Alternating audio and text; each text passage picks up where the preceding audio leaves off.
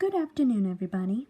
My name is Blaze the Cat, and today I will be reading you all the Rugrats theory, a Rugrats creepypasta. If you don't know, Rugrats is a cartoon show from Nickelodeon in the 90s and early 2000s. And it's another one of Bailey's favorite cartoon shows back when she was a child.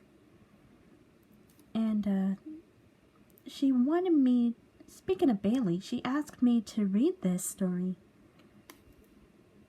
And after giving that much thought, I am going to read it.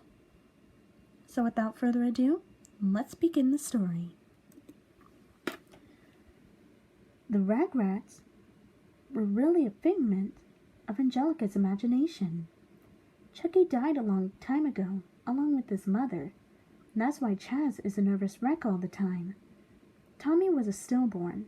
That's why Stu was constantly in the basement making toys for the son, who never had the chance to live. The DeVilles had an abortion. Angelica couldn't figure whether it would be a boy or a girl, thus creating the twins.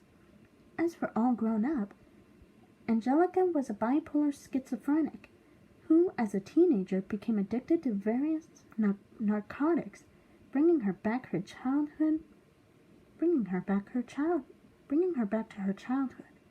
thus creating a world in her mind that she obsessed over. Because of the time lapse between the present and the last time she interacted with her imaginary world, she made them older. Angelica was constantly taking hits of acid, so she would never have to live without her creations. To her, her creations were her only company in a judgmental world. Angelica's mom actually died from a heroin overdose. Angelica was schizophrenic and bipolar because she was a crack baby. Additionally, Drew, in his depression, married a gold-digging tramp that Angelica idolized because she fooled herself into thinking it was her real mom. However, she always had a concept of her mom, Cynthia. She used a Barbie doll to mirror her birth mother's image, wearing an unwashed orange dress, and jacked up hair, which is why she was so attached to it. Later in life, she followed in her mother's footsteps, dying of overdose at age 13, when All Grown Up was cancelled. The only Rugrat not to be fictional, however, was unborn Tommy's brother, Dill.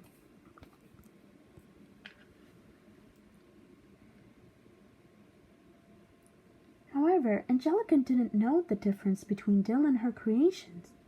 Dill didn't follow her commands, and after endless crying and a refusal to disappear, like the others did when Angelica was angry with them, so she hit him. After she hit him, he screamed a screeching tune, and Stu ran in to pull his niece off of his only child, but it was too late. Dill had a brain hemorrhage, which resulted in a deformation. As he grew up, his damage only became more evident, and by the time he was 9 and all grown up, he lived as an outcast, being ridiculed for his weirdness and retardation. The immense guilt over this what caused Angelica to start using drugs and to uncreate the Rugrats briefly until her experience with hallucinogenics. Chaz lost his mind after the death of his first wife and was in denial that she was ever a prostitute. On a trip to Paris to find love, Chaz fell in love with a hooker named Kira. He was originally going to marry a different hooker, but she just wanted him for his money. Kira once had a daughter named Kimi, but the baby was torn from her by law due to her cocaine addiction. Angelica imagined Kimi from Kira's stories.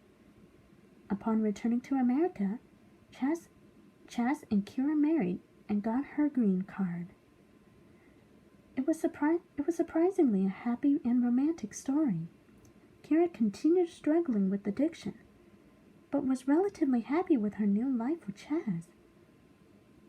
Susie was Angelica's only friend, who entertained the thought of Angelica's creations because they seemed to make her happy. She later became a psychologist and teamed up with Nickelodeon to make Rugrats. When Angelica died of the overdose, she helped arrange the funeral. Because of her addictions and her mental state, Angelica was expelled from society, which led to a break with reality and her eventual death. She spent the last days of her life in the back of her school cafeteria, imagining friends around her and playing with the lives of her creations. And that was the Rugrats theory. A Rugrats creepypasta. What do I think of it? I gotta say that this is actually believable. Now, I know that it's not really a lost episode creepypasta, but I must say that it does make kind of sense, since Tommy, Chucky, Phil, and Lil were able to talk when the adults were not here. And when I read this for the first time, I thought, wow, no wonder babies can't talk. It was all in Angelica's mind.